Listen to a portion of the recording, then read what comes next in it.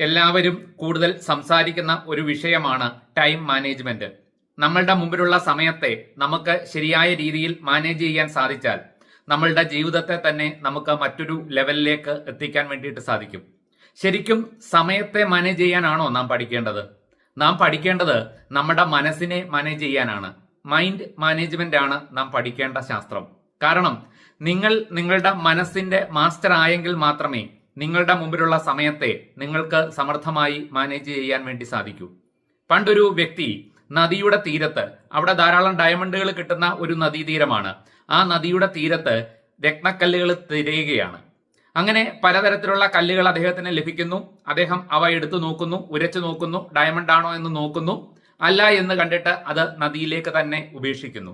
രാവിലെ മുതൽ തുടങ്ങിയ പ്രയത്നമാണ്, ഏതാണ്ട് വൈകുന്നേരം ആവാറായി. അവസാനം അദ്ദേഹത്തിന്റെ കയ്യിൽ ഒരു മനോഹരമായ രത്നക്കല്ല് കിട്ടി. എല്ലാ കല്ലും ചെയ്യുന്ന പോലെ തന്നെ അദ്ദേഹം അതെടുത്തു, ഉരച്ചു നോക്കി, നദിയിലേക്ക് എറിഞ്ഞു. അതിനുശേഷമാണ് പറ്റിയ അബദ്ധം അദ്ദേഹത്തിന് മനസ്സിലാകുന്നത്. കാരണം അദ്ദേഹം അതുവരെ ഏത് കല്ലാണോ തിരഞ്ഞത് അതാണ് അദ്ദേഹത്തിന് കിട്ടിയത്. അപ്പോൾ അത് തീർച്ചയായും മാറ്റി വെക്കുകയായിരുന്നു ചെയ്യേണ്ടിയിരുന്നത്. പക്ഷെ രാവിലെ മുതൽ കല്ലെടുക്കുന്നു, ഉരച്ചു നോക്കുന്നു, നദിയിലേക്ക് കളയുന്നു. ആ പ്രവൃത്തി നിരന്തരം ചെയ്ത് അത് അദ്ദേഹത്തിന് ശീലമായി മാറിയതുകൊണ്ട് അതുവരെ തെരഞ്ഞ ആ രത്നം കയ്യിൽ കിട്ടിയപ്പോൾ അതിനെ നദിയിൽ ഉപേക്ഷിച്ചു.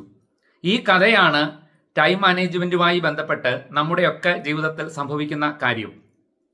നമ്മളുടെ പ്രായം ഏകദേശം ഒരു 70 വയസ്സ് വരെ ഈ ഭൂമിയിൽ ജീവിക്കുകയാണെങ്കിൽ നമ്മളുടെ മുമ്പിലുള്ളത് 25,550 ദിവസങ്ങളാണ്.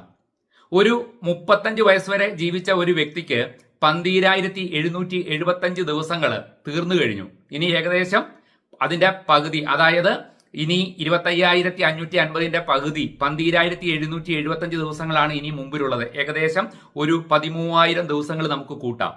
ഒരു 35 വയസ്സുകാരന്റെ മുമ്പിലുള്ള ദിവസങ്ങളുടെ എണ്ണമാണ് ഞാൻ പറഞ്ഞത്.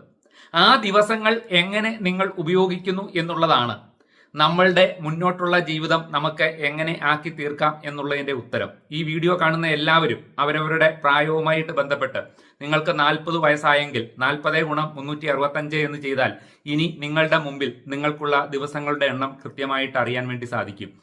ഒരു ഏകദേശ പ്രായമാണ് 70 എന്ന് പറഞ്ഞത്. ചിലപ്പോൾ ഭാഗ്യവശാൽ അതിൽ കൂടുതൽ നല്ല ദിവസങ്ങൾ നിങ്ങൾക്കുണ്ടാകാം, ചിലപ്പോൾ അതിൽ കുറവുമായിരിക്കാം. ഒരു ഏകദേശ കണക്ക് നമുക്ക് കിട്ടും. നാം പാഴാക്കി കളയുന്ന ഓരോ ദിവസത്തിന്റെയും മൂല്യം തിരിച്ചറിയാൻ ഈ ഒരു കണക്കുകൂട്ടൽ നമ്മളെ സഹായിക്കും. എന്താണ് ജീവിതത്തിന്റെ വിജയം? ജീവിതത്തിന്റെ വിജയം എന്ന് പറയുന്നത് നാം കൂടുതൽ പണം സമ്പാദിക്കുന്നതാണോ?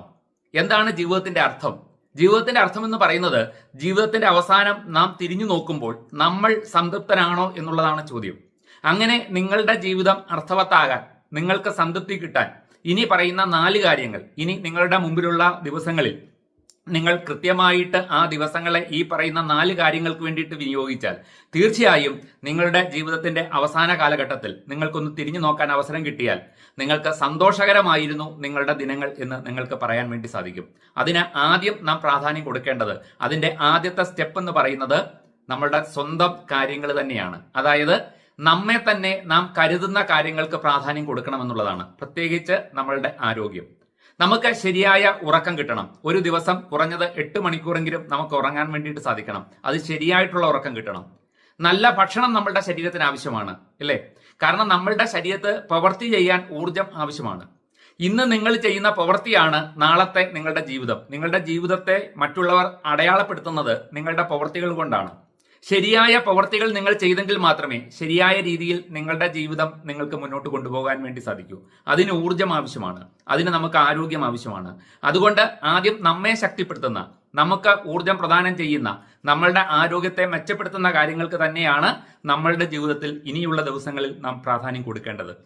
നാം സാധാരണ എല്ലാവരും എപ്പോഴും പറയുന്ന ഒരു പഴഞ്ചൊല്ലാണ്, ചുവരുണ്ടെങ്കിൽ മാത്രമേ ചിത്രം എഴുതാൻ സാധിക്കൂ എന്ന്. നിങ്ങൾ ഉണ്ടെങ്കിൽ മാത്രമേ ബാക്കിയെല്ലാം ഉള്ളൂ. അതുകൊണ്ട് തന്നെ നമ്മളുടെ ആരോഗ്യത്തെ ശ്രദ്ധിക്കുക. ആരോഗ്യമുള്ള ഒരു ശരീരത്തെ മാത്രമേ ആരോഗ്യമുള്ള ഒരു മനസ്സ് നിലനിൽക്കുകയുള്ളൂ. ആരോഗ്യമുള്ള മനസ്സുണ്ടെങ്കിൽ മാത്രമേ ആരോഗ്യകരമായ ചിന്തകൾ നമ്മളുടെ മനസ്സിൽ കൊണ്ടുവരാനും ആ ചിന്തകൾ അനുസരിച്ചുള്ള പ്രവൃത്തിയിൽ ഏർപ്പെടാനും ജീവിതത്തിൽ വിജയിക്കാനും സാധിക്കൂ. അപ്പോൾ നമുക്ക് ഊർജം പ്രദാനം ചെയ്യുന്ന പോസിറ്റീവായിട്ടുള്ള കാര്യങ്ങൾക്ക് വേണ്ടിയിട്ട് നമ്മളുടെ ദിനങ്ങളെ നാം ക്രമപ്പെടുത്തുക എന്നുള്ളതാണ് ഒന്നാമത്തെ കാര്യം. രണ്ടാമത്തെ കാര്യം ധനമാണ്. ആരോഗ്യം മാത്രം ഉണ്ടായാൽ നമ്മുടെ ജീവിതത്തിൽ നമുക്ക് സന്തോഷം കിട്ടില്ല. നമുക്ക് ധനപരമായ ഉയർച്ച വേണം. അതിന് നിങ്ങൾക്കുള്ള കഴിവ് എന്താണോ അതനുസരിച്ചുള്ള ജോലിയോ ബിസിനസ്സോ ഒക്കെ തിരഞ്ഞെടുക്കേണ്ടത് ആവശ്യകതയാണ്. പണത്തിന് തുല്യം പണം മാത്രം, അത് നേടുക തന്നെ വേണം. പക്ഷേ നാം പൂർണ്ണമായും പണത്തിന്റെ പുറകെ മാത്രം ഓടരുത്. അതുകൂടാതെ മറ്റു ചില കാര്യങ്ങൾ കൂടി നമുക്ക് ആവശ്യമുണ്ട്. പണം സമ്പാദിക്കാനുള്ള കാര്യങ്ങളിൽ നാം ഏർപ്പെടുമ്പോൾ തന്നെ ഇനി പറയുന്ന 2 കാര്യങ്ങൾ കൂടി ഉണ്ട് എന്ന് ഉറപ്പുവരുത്തണം. മൂന്നാമതായി നാം ശ്രദ്ധിക്കേണ്ട കാര്യം ഫാമിലിയാണ്. പണത്തിന് പുറകെ ഓടുന്ന ചില ആളുകൾക്ക് പറ്റുന്നൊരു മിസ്റ്റേക്ക് ഉണ്ട്.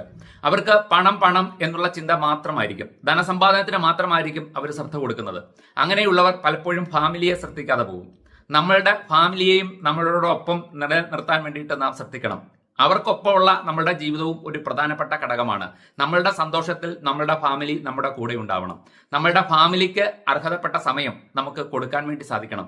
ധനസമ്പാദനത്തിന് വേണ്ടിയിട്ടുള്ള ഓട്ടത്തിനിടയിൽ അത് മറന്നു പോകരുത്. 4ാമത് നാം ശ്രദ്ധിക്കേണ്ട ഏറ്റവും പ്രധാനപ്പെട്ട വസ്തുതയാണ് നമ്മളുടെ മനസ്സിനെ തൃപ്തിപ്പെടുത്തുക എന്നുള്ളത്. നമ്മളുടെ ആരോഗ്യവും ധനവും ഒക്കെ നമ്മളുടെ ശരീരത്തിനാണ് ആവശ്യം. നമ്മളുടെ മനസ്സിന് ആവശ്യം സമാധാനവും സന്തോഷവുമാണ്. നിങ്ങളുടെ മനസ്സിന് ഇഷ്ടപ്പെട്ട കാര്യങ്ങൾ ചെയ്യാൻ വേണ്ടി ഇനിയുള്ള ദിവസങ്ങളിൽ നിങ്ങൾ സമയം കണ്ടെത്തുക എന്നുള്ളതാണ് ടൈം മാനേജ്മെന്റിൽ ഏറ്റവും പ്രധാനപ്പെട്ട കാര്യം. കാരണം എന്താണെന്ന് ചോദിച്ചു കഴിഞ്ഞാൽ ഓരോരുത്തർക്കും വ്യത്യസ്തമായ അഭിരുചികളായിരിക്കും. ചിലർക്ക് നല്ല ഭക്ഷണം കഴിക്കുന്നതിലായിരിക്കും താല്പര്യം, ചിലർക്ക് യാത്രകൾ പോകുന്നതായിരിക്കും താല്പര്യം, ചിലർക്ക് ബന്ധുക്കളോടും സുഹൃത്തുക്കളോടും ഒപ്പം സമയം ചെലവഴിക്കുന്നതായിരിക്കും താല്പര്യം, ചില മനുഷ്യർക്ക് ഏകാന്തമായി ഇരിക്കുന്നതായിരിക്കും സന്തോഷം, ചിലർക്ക് തന്റെ ഏതെങ്കിലും വിനോദങ്ങളിൽ ഏർപ്പെടുന്നതായിരിക്കും ഇഷ്ടം. ചിത്രരചന പോലെ, സംഗീതം പോലെ, അങ്ങനെ എന്തെങ്കിലുമൊക്കെ കാര്യങ്ങളിൽ വ്യത്യസ്തമായിരിക്കും മനുഷ്യന്റെ ഇഷ്ടം. നിങ്ങളുടെ മനസ്സിനെ തൃപ്തിപ്പെടുത്തുന്ന, നിങ്ങൾക്ക് ഏറ്റവും ഇഷ്ടമുള്ള അത്തരം കാര്യങ്ങൾക്ക് വേണ്ടി കൂടി നിങ്ങൾ സമയം മാറ്റിവെക്കണം. അതായത് 4 കാര്യങ്ങൾക്ക് വേണ്ടിയിട്ട് നമ്മളുടെ മുമ്പിലുള്ള സമയം ഉപയോഗിക്കണം, ഇനിയുള്ള സമയം ഉപയോഗിക്കണം എന്നാണ് പറഞ്ഞു വരുന്നത്. നമ്മളുടെ ആരോഗ്യം, അതേപോലെ തന്നെ നമ്മളുടെ ഈ ഭൗതിക ജീവിതത്തിൽ നമുക്ക് ഏറ്റവും ആവശ്യമായിട്ടുള്ള ധനസമ്പാദനം, അതേപോലെ തന്നെ നമ്മളുടെ ഫാമിലിയെ നാം കൂടെ നിർത്തുക, അതേപോലെ നമ്മളുടെ മനസ്സിന് സന്തോഷകരമായ കാര്യങ്ങൾക്ക് വേണ്ടിയിട്ട് നാം സമയം കണ്ടെത്തുക.